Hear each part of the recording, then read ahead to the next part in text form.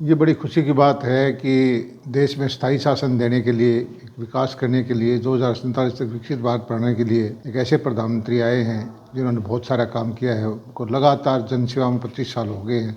सारे देश में इस बात की खुशी है। इससे पहले का वक्त था, मिली जुली सरकारें थी, मिल बांट के खा लेती थी, देश का कोई भला नहीं होता था। उस सरकारों में और इन सरकारों में आज की युवा पीढ़ी को तो नहीं पता, लेकिन जो हमारी उम्र के आदमी उनको पता है कि उस टाइम हर जगह हर रोज़ घोटाला हो गया, ये हो गया, वो हो गया, वो चलता रहता था। अब स्थायी सरकार है, मजबूत सरकार है, विदेशों में भी भारत का रुतबा बढ़ा है।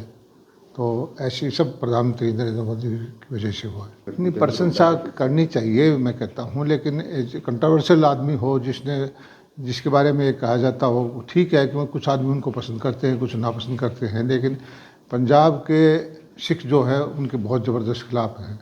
सिखों का जो नरसंहार हुआ था उसमें उनका नाम आया था, तो इसलिए थोड़ा सा उनको अवॉइड करना चाहिए। खैर, ये कांग्रेस की अंदरूनी बात है।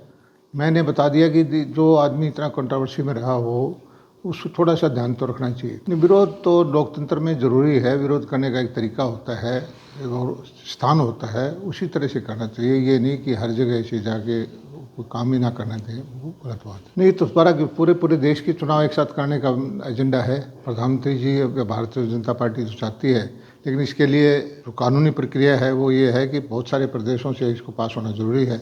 वो बहुमत हमारे पास नहीं है, तो जनमानस इस बारे में इंतजार किया जा रहा है। बहुत सारे लोग कहते हैं कि बहुत अच्छा काम है, ये हो जाए तो अच्छा है। देश का पैसा बचेगा, टाइम बचेगा। हर वक्त चुनावी मूड में कहीं आचार संहिता लगी रहती है, कहीं काम नहीं होते, कहीं कुछ होता है, तो पैसा भी ज़्यादा लगता है, तो उससे देश के हित में है। ये बड़ी खुशी की बात है कि देश में स्थायी शासन देने के लिए, एक विकास करने के लिए, 2047 तक विकसित भारत बनाने के लिए एक ऐसे प्रधानमंत्री आए हैं जिन्होंने बहुत सारा काम किया है। उनको लगातार जनसेवा में 25 साल हो गए हैं।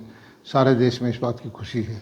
इससे पहले का वक्त था, मिली जुली सरकारें थी, मिल बांट के खा लेती थी, देश का कोई भला नहीं होता था। उस सरकारों में और इन सरकारों में आज की युवा पीढ़ी को तो नहीं पता, लेकिन जो हमारी उम्र के आदमी उनको पता है कि उस टाइम हर जगह हर रोज़ घोटाला हो गया, ये हो गया, वो हो गया, वो चलता रहता था।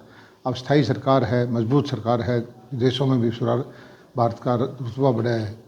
तो ऐसी सब प्रधानमंत्री नरेंद्र मोदी की वजह से हुआ है। इतनी प्रशंसा करनी चाहिए मैं कहता हूँ, लेकिन कंट्रोवर्शियल आदमी हो जिसके बारे में ये कहा जाता हो, ठीक है कि कुछ आदमी उनको पसंद करते हैं, कुछ नापसंद करते हैं, लेकिन पंजाब के सिख जो है उनके बहुत ज़बरदस्त खिलाफ हैं।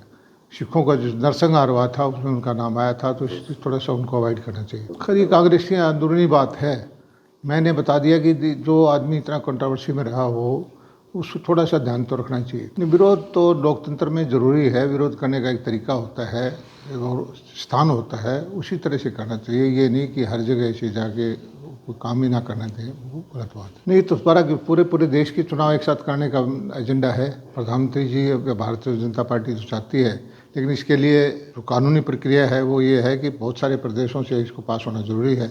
वो बहुमत हमारे पास नहीं है, तो जनमानस इस बारे में इंतजार किया जा रहा है। बहुत सारे लोग कहते हैं कि बहुत अच्छा काम है, ये हो जाए तो अच्छा है। देश का पैसा बचेगा, टाइम बचेगा। हर वक्त चुनावी मूड में कहीं आचार संहिता लगी रहती है, कहीं काम नहीं होते, कहीं कुछ होता है, तो पैसा भी ज़्यादा लगता है, तो उससे देश के हित में है।